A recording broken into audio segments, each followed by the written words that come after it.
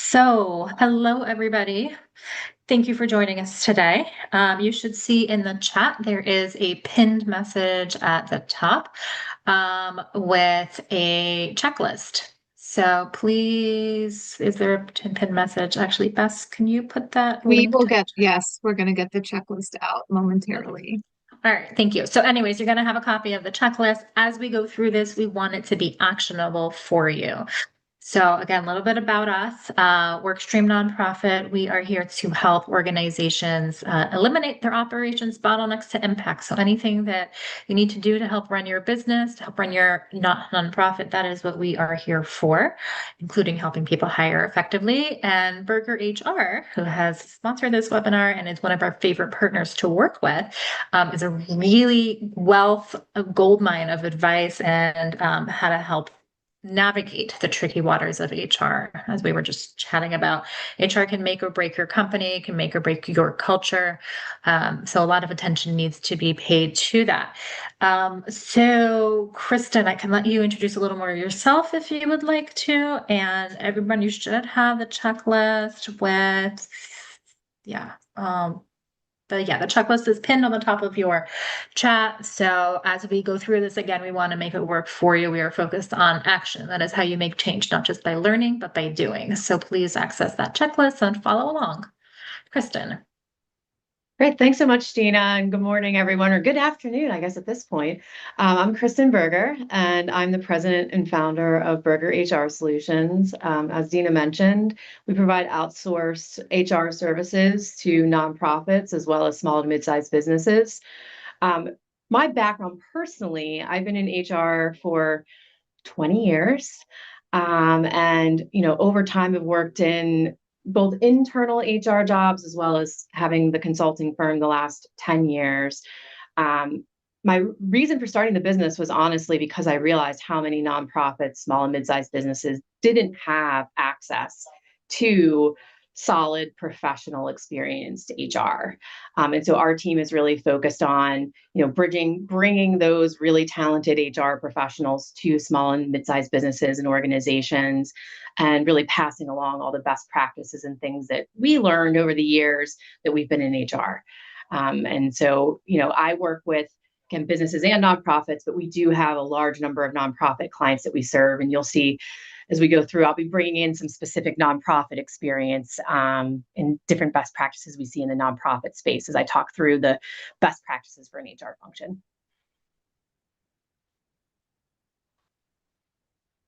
All right, so one of the things, when I first talk to organizations, many of them will say, especially in our nonprofit space, well, we don't have HR. And whether you have an HR professional, an HR person sitting in your office, I think it's a bit of sometimes people lose sight of the fact that even if you don't have that person, you do have an HR function.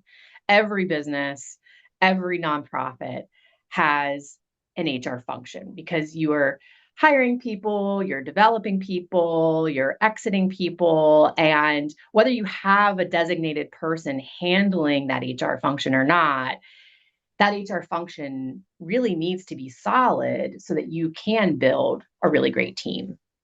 So, not just by not having an HR person, the aspects of HR don't disappear. And I'm sure, many of you on this call, I'm sure we have some EDs, directors of operations, that know you end up wearing that hat. You are the one that needs to think about hiring and pay and policies and compliance. Are we meeting the state and federal regulations? There's all of those things still exist, even though there's not a designated person. And oftentimes what I see with our nonprofits is it falls to the ED, the office manager, the director of ops, who, I find usually want to do a great job in managing the HR function, but one, are wearing 20 other hats. And so sometimes the HR function can't be a priority. And there are things in HR that are relatively easy to figure out, but there's things in HR that if you aren't a trained HR professional can be very difficult. I think it's really, really important if you're one of those groups that you don't have an internal HR person, or even if you do, just to really think through all aspects of your HR function and make sure you have a process, a plan, and some best practices in place. And so that's really what I'm going to do is kind of talk through for the whole employee life cycle. So everything from hiring to exiting, what are some of those best practices or things that you and your team should make sure that you have in place? So, I mean, why is the HR function so important? I think people are the most important aspect of any business or organization, but especially in the nonprofit space, your people are your mission. Your people are the ones that go out and have an impact on the community and make sure that the organization's able to achieve its goals. And so, having a really solid team that's really bought into the mission can really make your team, and not having those team members can break your team. And so, just some numbers here because I think it's always good to kind of think like, why, what is the impact? There is a higher rate of turnover in the nonprofit space. So, up to 50% is the average annual nonprofit employee turnover, and it's the highest among any sector. I think there's a couple reasons for that. One, there are a lot of young professionals that go into the nonprofit space, take jobs in the nonprofit space, and then make career moves. Two, I think in the nonprofit space, it's harder. You don't necessarily have competitive comp and benefits to help retain people in the way that some of our professional service firms do. You really need to retain them through the mission, the work environment, and the culture. And three, I honestly think what I've seen is there's a lot of turnover in the nonprofit space, and I'm sure there's examples of that on this call because people hop around from one nonprofit to the other to kind of take their skills and resources and help other nonprofits. And I think, that's something that's generally accepted in your space. But there does tend to be more movement on the nonprofit side than in some of the professional service firms. The cost when we do lose someone is about 2 times their cost to find that replacement. And it's because there's a lot of money and time that goes into the hiring process, the onboarding process. So, as much as there is some good turnover, again, people going to help another mission, people moving up in their career, as much as possible, I think it's important that we retain people because there is a significant cost to refilling. And this is something I've seen for years. I mean, staff capacity is one of the number one concerns. So first, like I said, I'm going to go through the whole cycle. So wanted to talk about attract. So really, how do you recruit and retain the right people? And again, this is where your checklist starts. So if you don't have access to it, you should be able to on the pin thing. So follow along. It is yours. We want to make sure that you are doing this well. Yes. And so, I think the key here is you really, and for some of you who may have heard Dean and I chatting earlier, the key is you really want to build the right team. And in order to build the right team, you really need to have a solid base, be intentional, know what it is that you're looking for, so that you're not just hiring to hire, but you're hiring very intentionally and you're hiring the right people. So a couple of best practices specifically in the nonprofit space: lead with your mission. Again, that for you is what's really going to draw the best candidates that are bought into the mission and feel a great sense of pride and accomplishment in helping your organization achieve its goals. So make sure, whether it's on the job posting, in your website, anywhere where you're putting out a job, make sure that they understand what the mission is and who's going to be who's going to be passionate about that mission. The next, and I know Deena and I talk about this a lot, both from an HR side as well as an operations perspective. Start with a solid job description. Make sure that you have the role well defined. The must-have skills, both hard skills and soft skills. What kind of personality are you looking for? What the time commitment's going to be. Make sure that you know as much as possible about the role, the expectations of the role, and how it's going to be structured. What I see so often is people will start recruiting before a role is fully defined and then realize that they haven't really been recruiting for the right role. Or as Dean and I were discussing earlier, I also see situations where people think they're very certain about the job that they want, and they have actually a very solid job description. But what the issue is that that isn't really what they needed. And so they hire a great person for that role, but realize, well, we don't really need this role. So I think it's really important to, talk with your management team and make sure that the role that you're filling is a role that's needed and that it's clearly defined. My next is when you're doing a posting, again, whether you're putting it on your career site or you're putting it out on Idealist or Indeed, make sure that your posting is honest. I'm a strong believer in that you want to be as honest and authentic as possible. Yes, you're trying to sell a position or a role to a potential candidate, but you want to make sure you're selling them something that's true. Because I find if as authentic as it is, that is going to attract the right candidate and repel the wrong candidates. So make sure, if there are things like you work very demanding hours, or it's a high pressure environment, or you work with difficult clients, make sure to be honest about that, both during in the posting and during the interview process, because you want someone who hears that and isn't scared away, that says, you know what, I feel so strongly about the mission that difficult clients doesn't faze me. What I find is sometimes people try to oversell a position, and then people come in and their expectations aren't met. They're disappointed about what the position really is. The next is post where people will see it.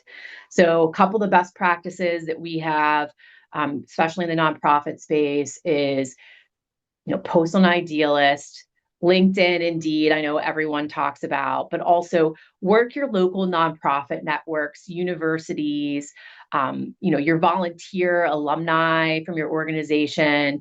And I also find that staff referrals are very effective in the nonprofit space, because typically if you have an employee who's really passionate about the mission in the organization, they have friends that might have similar values or be aligned similarly, to where they will also be a really great advocate for the organization. And the last is make it easy to apply, which is really just, don't I find sometimes people have really long applications, or it's a multiple step process. And unfortunately, especially for the more entry level positions, candidates give up before they've even submitted their application. So make sure that your application is streamlined and easy, so that you get as many applicants as you possibly can. All right. So once you've got it out there and you have the job, you know what it is, you've posted it, the interviewing process, which I know, from working with my clients, some people love the interview process and some people hate the interview process. Whether you like it or hate it, I think the most important thing to keep in mind is that you need to have a streamlined and consistent process. You want a streamlined process because that's what's going to create the best experience, not just for the candidate, but for you. Candidates, the interview process is really a reflection of the organization. So I find when candidates go through a very streamlined process that was professional, planned out, and seamless, it leaves them with a good impression of the organization. You know what? This team has it together. They have a plan. They're organized. They respect me as a candidate and are treating me professionally. It also makes it easier for you, because instead of recreating the wheel every single time you interview for a position, you can just follow your streamlined process and not have to overthink it. The reason why I say consistent process as well is because the consistency in the process is really what helps eliminate some of the risk that there is inherently in interviewing. You want to make sure that every candidate has a similar experience, meets with the same people, is asked similar questions, so that there's no couldn't even be perceived that there's any kind of bias or discrimination. If you have one candidate that has to go through 4 interviews and another goes through 2, it doesn't always leave create the best candidate experience. So the actual path, some of the best practices, and again, to Deena's point, this is all in your checklist that you can go back and refer to next time you're interviewing. But I typically recommend that first, you post the position, then you screen the applications against the job description. Before you start talking to people, make sure that they have the right resume, the right skills. Then from there, with the candidates who their application is a good fit, have someone on your team who has good communication skills do a quick phone screen for fit and availability.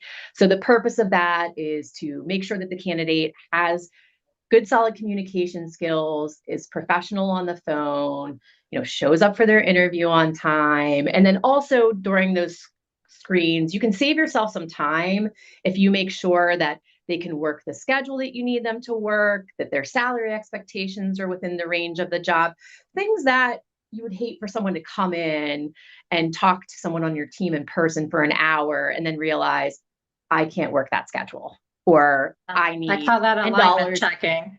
Yeah. It's Exactly. I need amazing how many people $10 don't. more an hour, because then you've wasted their time and your time. So those phone screen questions should be questions to make sure that, all of those basic criteria are met.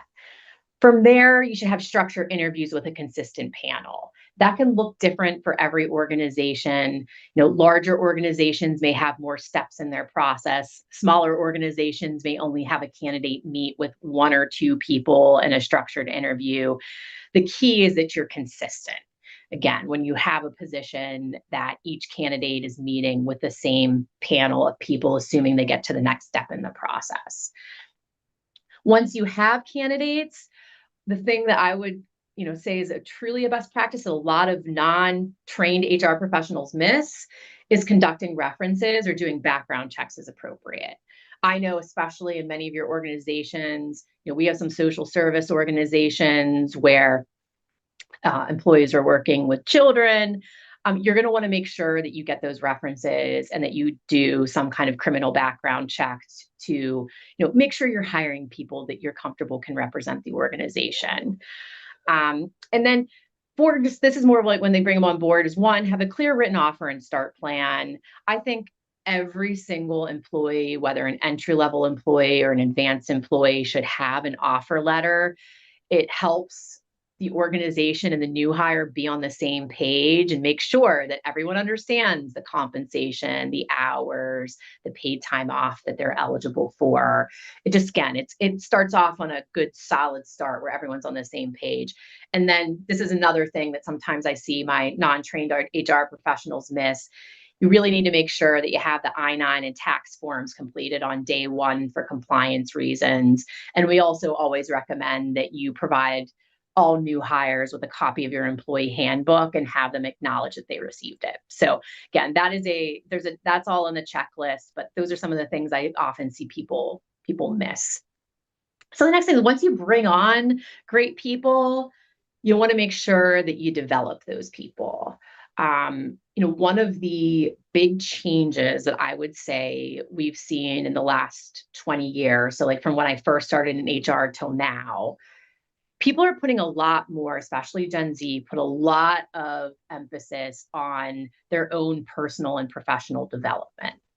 Where 20 years ago, I think a lot more people were paycheck driven, like, well, I don't love my job and I don't feel like I'm growing in my job, but it's a paycheck in general. But I think especially in Gen Z and especially in the nonprofit community, people are really focused on, am I growing? Am I developing? Am I continuing to grow?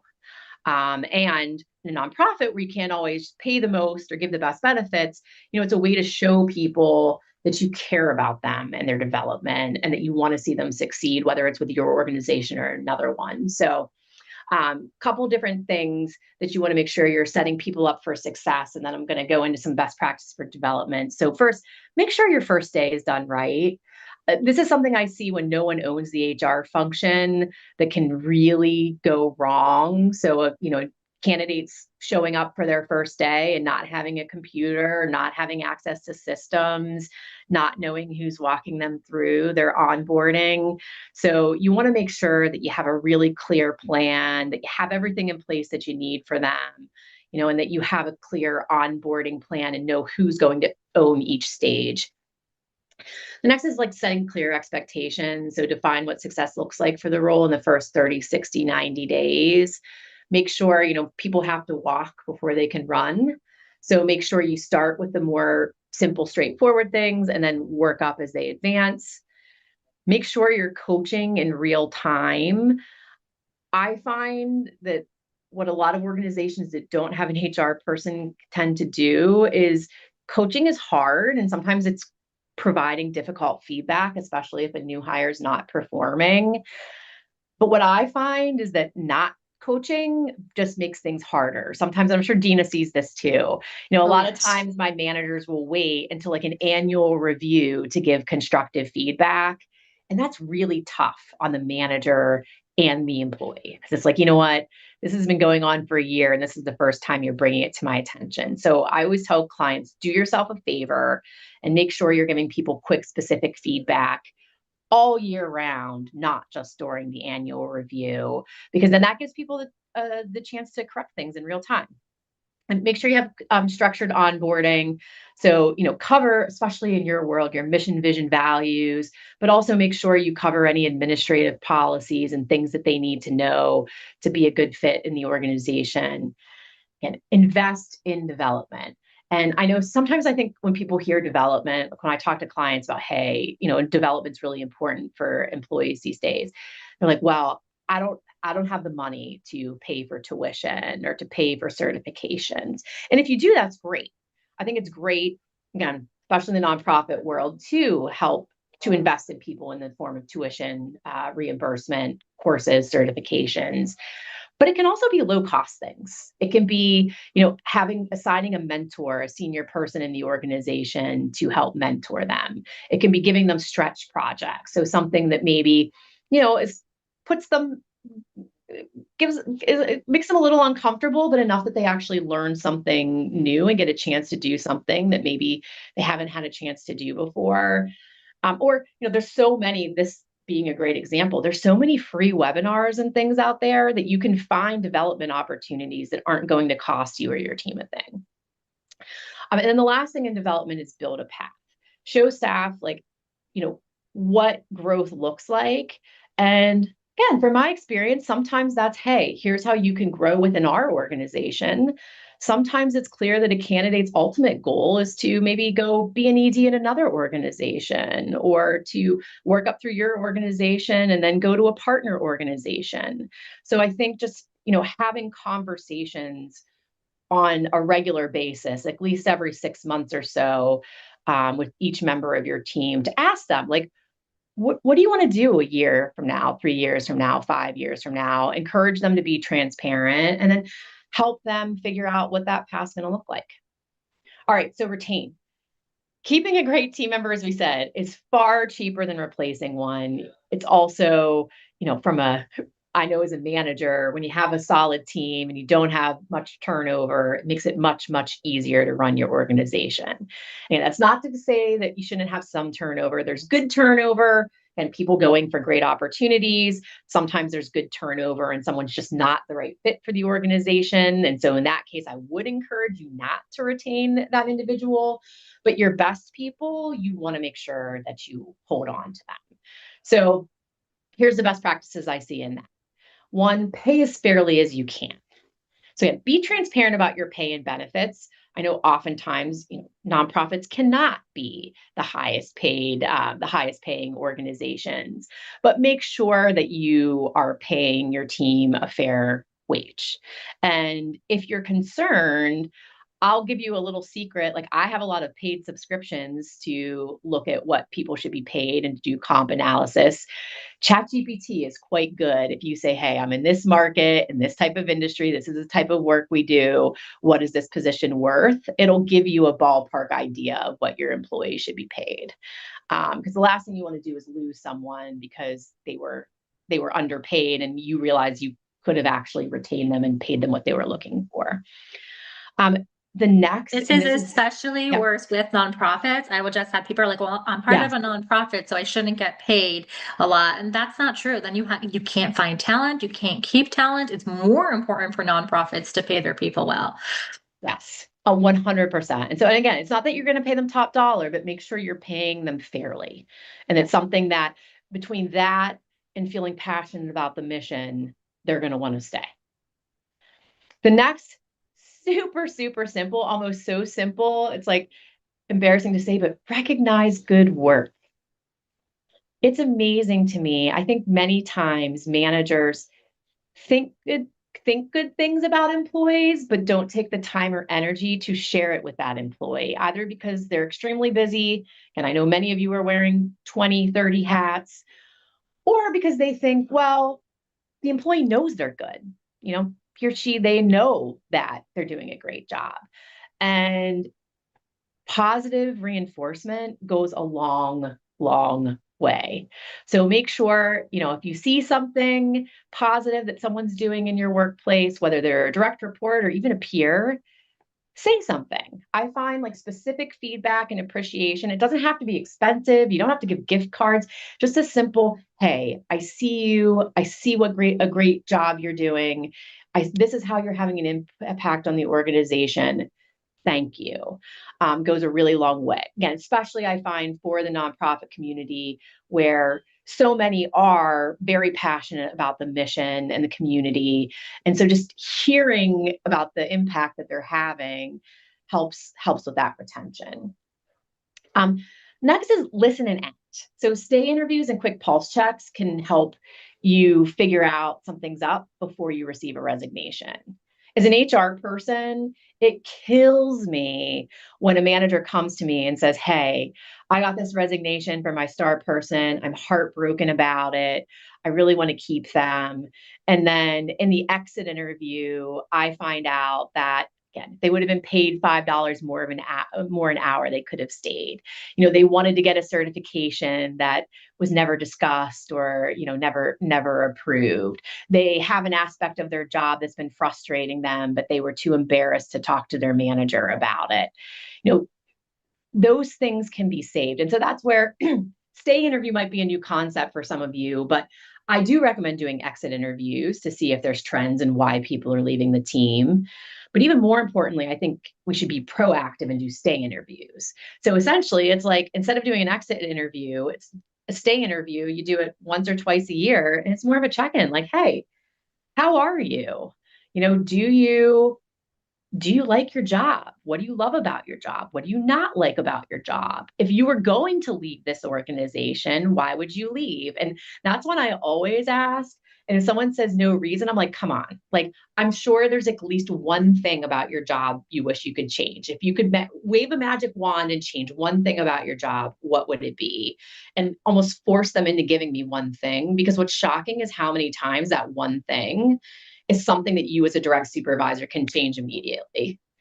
And meanwhile, you might have an employee who's sitting frustrated and starting to get disengaged because of something that you can fix in 10 minutes. So the point of the stay interviews is to know about those things in advance and keep them from leading to the point where someone resigns and goes to another organization. And then this one is huge in your space. Guard against burnout. It's very easy when you are passionate about a mission and moving very quickly. Everyone's wearing many hats, very busy to burn out. So I think in the nonprofit space, especially, it's important to encourage people to take PTO, encourage people to take care of themselves, whatever that may look like for them, whether it's going to the gym or doing yoga or spending time with family or going for walks. Make sure that your team's able to take care of themselves personally. And again, as a manager, check in on them. And if you can tell someone's burned out, come up with a plan to get them out of that burnout feeling. Yeah, and especially with all the mission-driven people that I see also, sometimes you need to force them to take a vacation Yes. also. It's like you need to turn off. Otherwise they will burn out and that doesn't help anyone, myself included. I'm guilty as No, I was charged. going to say, I mean, honestly, HR professionals are wired like nonprofit professionals. I think, we tend to be very client focused and to be very giving of ourselves and our time. But I'm a big believer you can't pour from an empty cup. And so, if you feel like you're starting to feel like an empty cup, it's really important that you take a deep breath, pause, whether it's as a whole organization or as an individual, and figure out what's going to give me the relief I need to get back to a good space where I do have something to give. All right. So this I bring up because I find offboarding, again, it's like my least favorite part of the cycle, but it's really, really important. I think sometimes people just rush through terminations or offboarding people who've resigned and miss a lot of things. So, I Hopefully, no one has a termination or resignation they have to deal with anytime soon. But when you do, I would highly encourage you to pull out the checklist because I don't expect you to remember all these things. But here's some of my best practices. If you are terminating someone for performance, make sure that they're documented in advance. One, that documentation will help you from a legal perspective to show that you had a valid reason for termination. But I find from a cultural standpoint, documenting performance issues, make sure that the employee has adequate heads up about what they need to change. There's nothing worse for me as an HR professional when I'm on part of a termination and it's clear that it's a complete shock to the employee. Unless there's like something they're shocked because there was gross misconduct, they didn't expect to be caught, and you're firing them for that. No employee should be shocked by a termination for performance. It should be something that they've had discussions with their manager, they've received emails outlining expectations, there's been formal documentation. So it's very clear that the organization has worked with them to improve.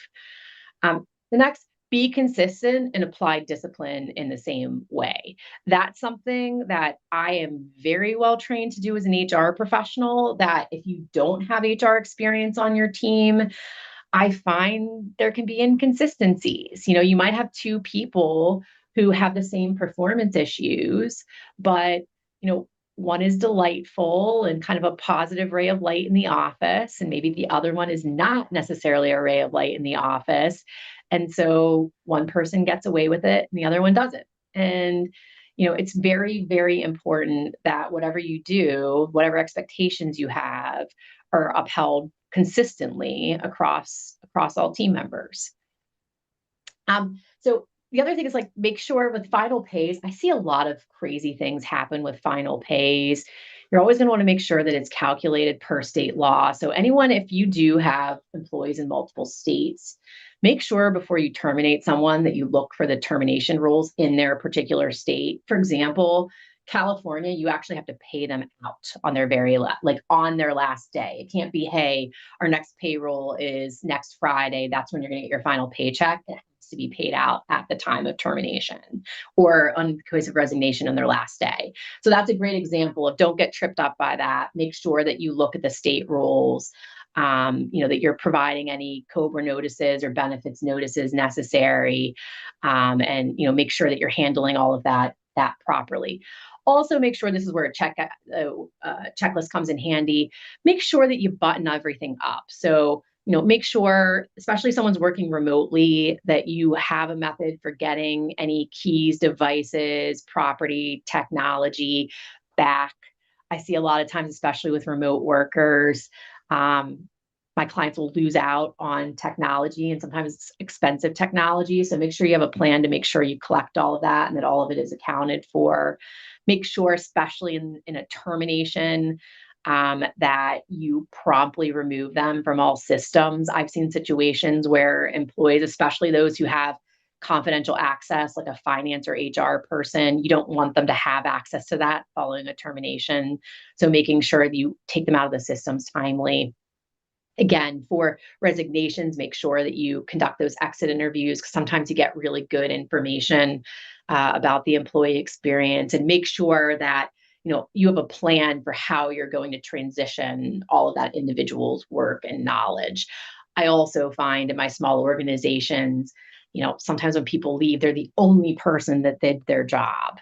So, think about that even before a termination or resignation. I'm sure Deena would preach this too. Make sure you have SOPs, that you have processes and things, because you just never know when someone's going to leave. Yes, I Someone's hear going to be that on from medical people. leave. Yes. Yeah. And it's like, Deena's literally the only person who's done it and knows it makes it really, really hard for the team to recover. So always make sure you have that transition plan. So that's kind of the full, again, from hiring in to exiting, some of those best practices. But I know we want to open it up for questions, comments to the group about any specific things you want to talk about. Yes. For that, let me just wrap up where we are. So please join us for our next two sessions. Workflow optimization, systems at scale with Leon Seaman is next on August 11th. And then we get into fundraising with Jessica DeVito of Nonprofit People in September.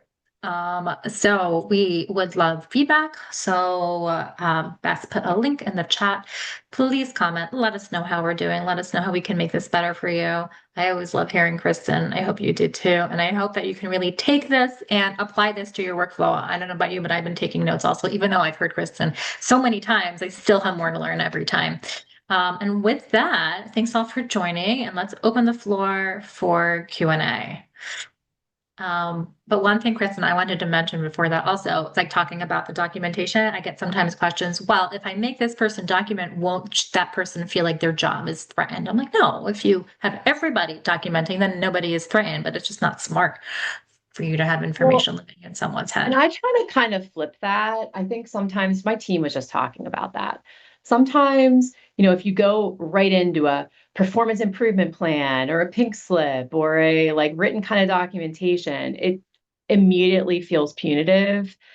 I never start there. I think it should really, especially when you're talking about performance issues, it should always be framed as coaching and feedback and providing clear expectations. So, like if I see that someone's underperforming, I'm going to have a discussion with them and then typically say, hey, I know this is a lot. I want to make sure that, like expectations are clear and you or I are on the same page.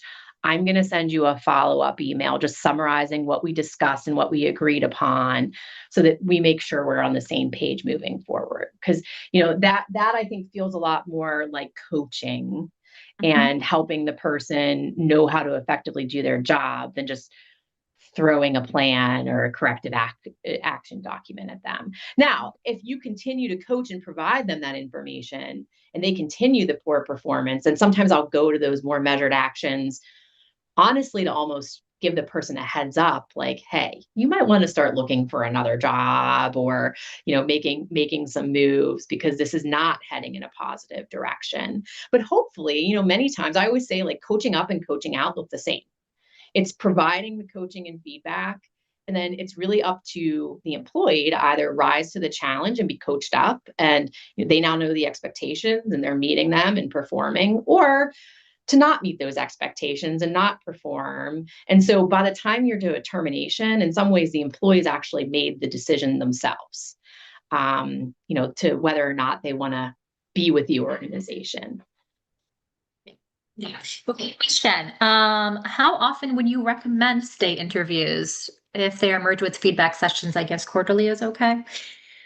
So I'll say this, like I'm like many of you, Mhm.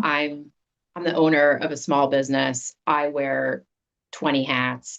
I'm Really? very busy and like 3 months even can go by very, very quickly. I feel like even for employees, sometimes meeting every 3 months can feel so like I tend to do for like a stay interview every 6 months, definitely every year. And then what I try to do with the stay interviews is to make them as comfortable as possible. So, like, it should be something that's seen again more as a development conversation, a check in. So, when I was internal, I would often do those meetings with an employee over coffee or tea, or if they were local, like, and we had a little bit more time, like lunch, but, just time to like say, hey, let's like bust out of the office for a little bit. And I really just want to check in on you and how you're doing, how you're feeling about the work, and kind of step out of the day to day. But again, I would do it, every six months, and not go longer than a year without having those check-ins. All right, next question. Can you recommend any resources for smaller nonprofits without trained HR staff to check on requirements for hiring or separations, like lists of required federal, state new hire docs or best practices? Absolutely. So I will say it is challenging, especially if you're in multiple states. So I mean, even my small team at one point was in 5 different states. The best resources that I would recommend are one, every state has a Department of Labor website that you can go in, and typically, especially in determination procedures, those are clearly outlined.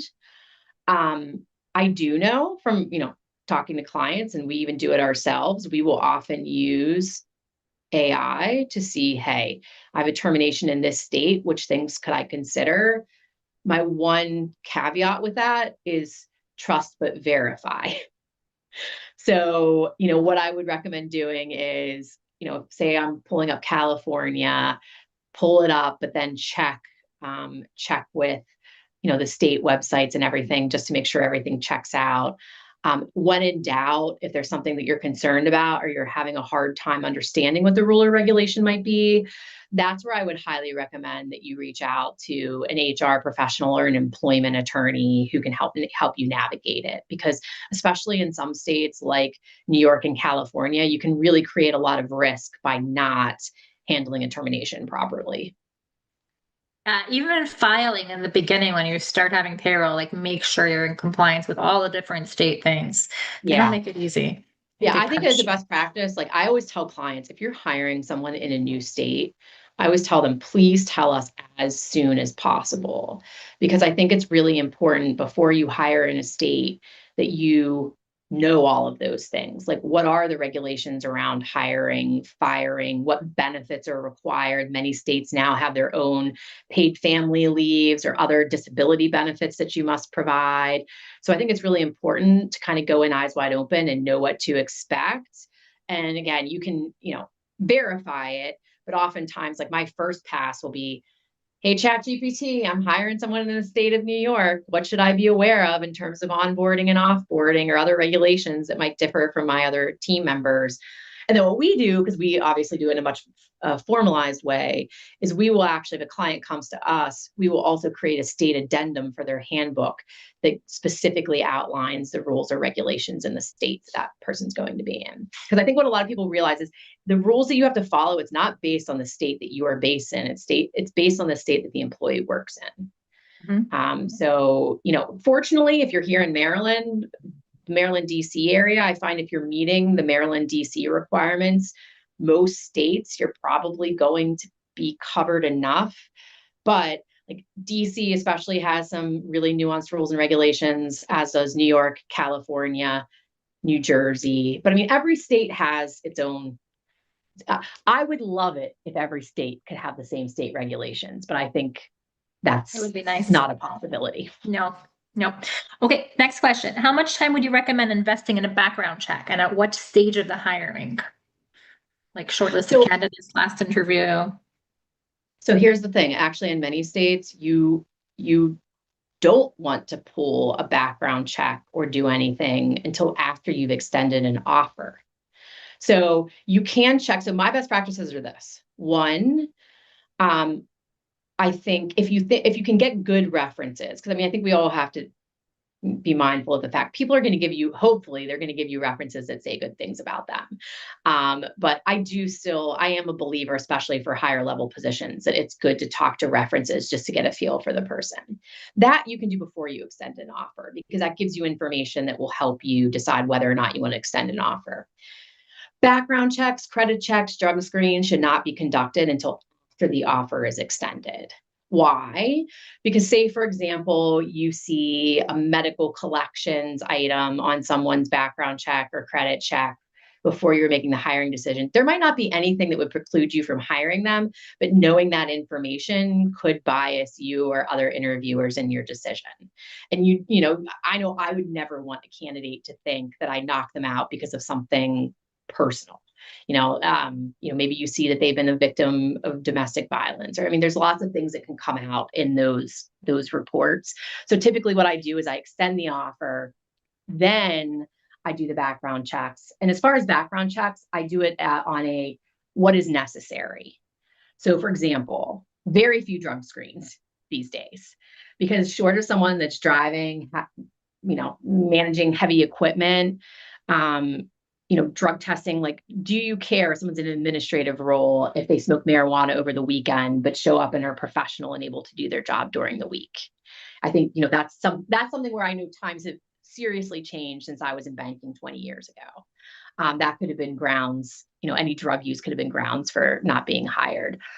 Same thing with credit. Like I never do credit checks unless there's someone who's going to be handling cash, handling money. And even then I'm very prudent in what knocks someone out. So for example, for a credit score, if someone had medical collections 20 years ago, I'm not going to take that into consideration.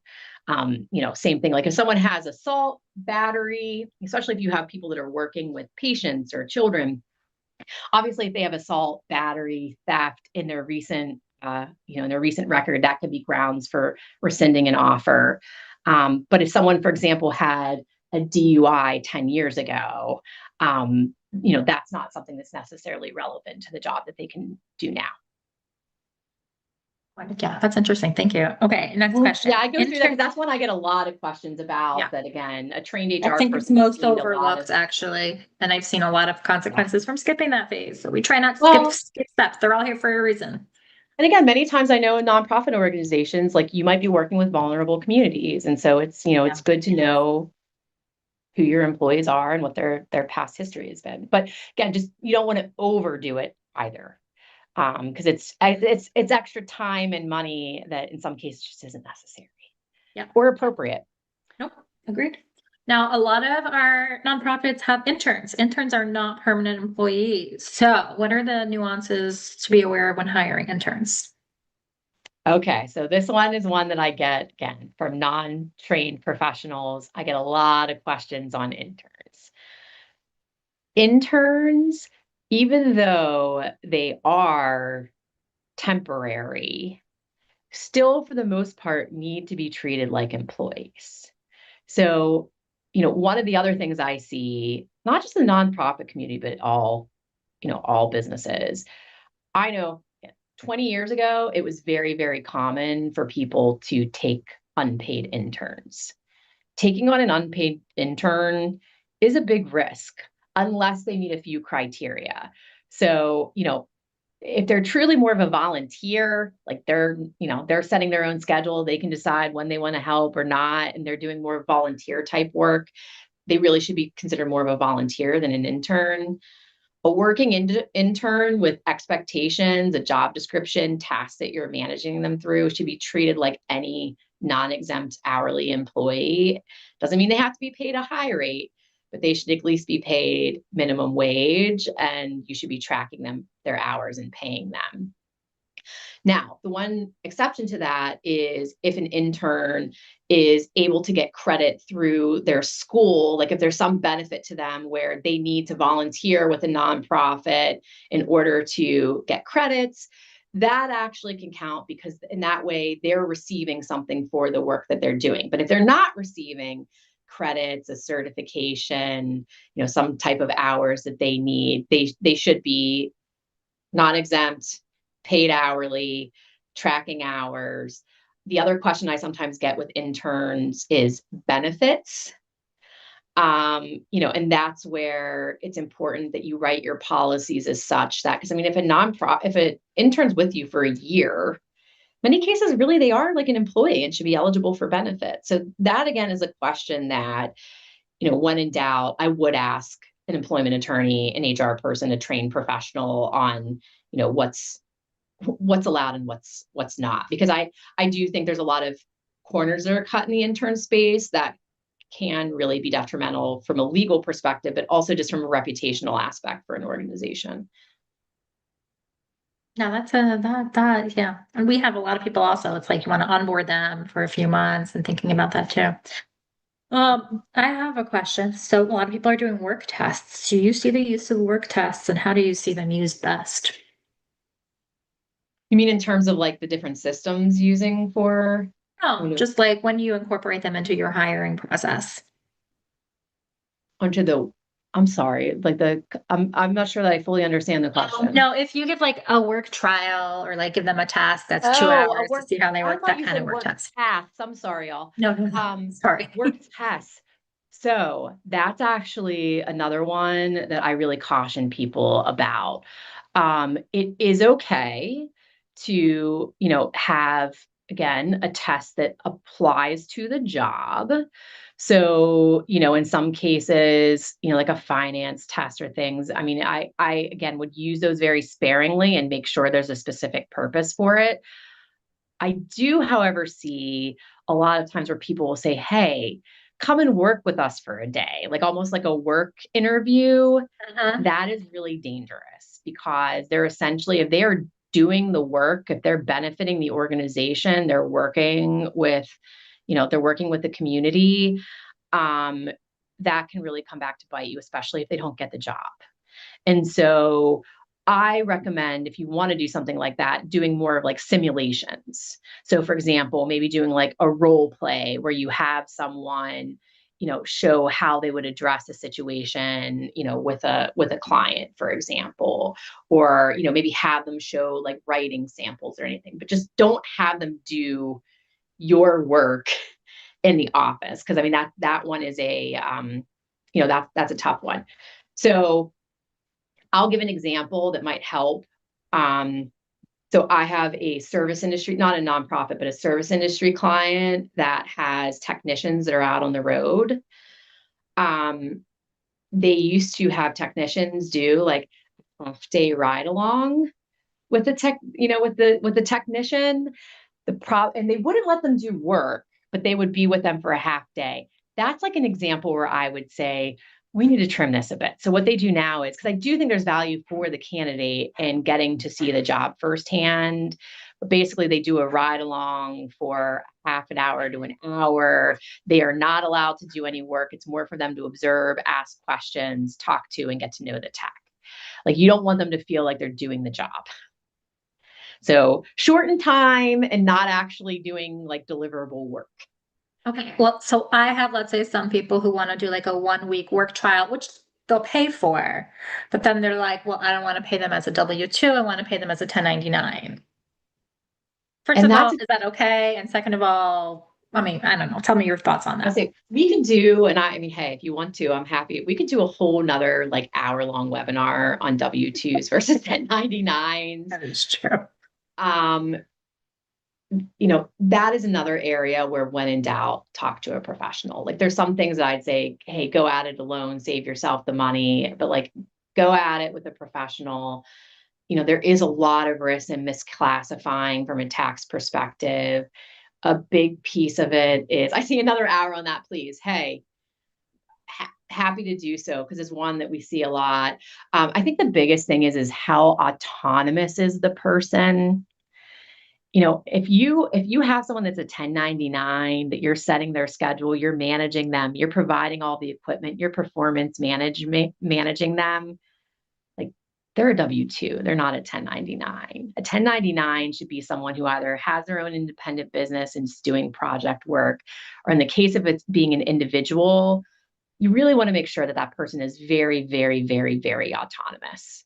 So, using their own equipment, you're not having to micromanage them. They're really just doing like a fixed project or a fixed service, and that you have an independent contractor agreement in place as to what that looks like and how you're paying, and that they are invoicing you, and, that it truly looks like, almost like, if, anyone who hires us, they hire Berger HR. It's obvious we are a separate organization. We invoice for time. No one is managing us and setting our schedules. That's really what a 1099 relationship should look like. And so, like, anyone that falls in that gray, my best advice to you would be, spend a couple $100 to get a professional to weigh in. It's better to make sure things are set up properly than to get yourself into a mess down the road. So question follow up from that. What are you solving for with this shortened time frame? Half day versus an hour, just accusation of missing compensation, or what else? Like, what's the risks that you run into? Right, exactly. Like, it's more staying within what's considered an acceptable interview time. I mean, if you have someone with you all day, that's a lot of, that's a huge opportunity cost for them. I mean, that's a whole day out of their schedule. I think most people tend to assume that an interview is, going to take no more than 2, maybe 3 hours max. And that, most of that should be interview driven, not them doing work. Like, as much as I do think there's a benefit to people, you seeing people in action, or people seeing the work that you do firsthand, you just don't want to get into a spot where they're working or feel like they're working. Okay. Which mistakes carry the biggest legal or financial risks? Which states? Which mistakes? Oh, which mistakes? Okay. So this I can, as Deena knows, I work with a lot of employment attorneys, as all of you can imagine. And so I hear all of the horror stories and know, fortunately, knock on wood, our clients don't really see a lot of like big Well, they have financial you, mistakes so or I risk. hope not. Right. So that's right, exactly. And so, I think the biggest things would be one, just what we're talking about, like FLSA, which is wage and hour, 1099 and W-2. See a lot of issues with that. And the penalties are great, both at the federal and sometimes the state level. So, making sure, again, you have people properly classified as a contractor versus an employee. And then for employees, you have people properly classified as either non-exempt, which is an hourly paid employee that tracks their hours and is paid overtime, or an exempt employee, which has to meet exempt criteria, tend to be higher level employees in management roles or very, very specialized, and they're paid a salary. That is very, very, very important, because that is one area where I know a lot of the employment attorneys, when they get into litigation, that's one of the things: an employee who's either disgruntled, had a bad experience, was terminated, they'll realize, I could have, should have been paid overtime, or I could have, should have been eligible for benefits and other things, but I was a contractor. And, those are the things that the attorneys can easily go after. And there are pretty substantial fees, both in just the penalties, but also legal fees. So that's why I say make sure that you're planning for that up front. Don't do a wait and see. That's one area that I see. The other area really is more on like the termination and performance management side. And that's something where, again, working with a trained professional, whether an organization like ours, an employment attorney, there's a lot of risk in terminations. That being said, if you do it right and you have documentation and you have a good process and you're professional in it, it significantly reduces the risk.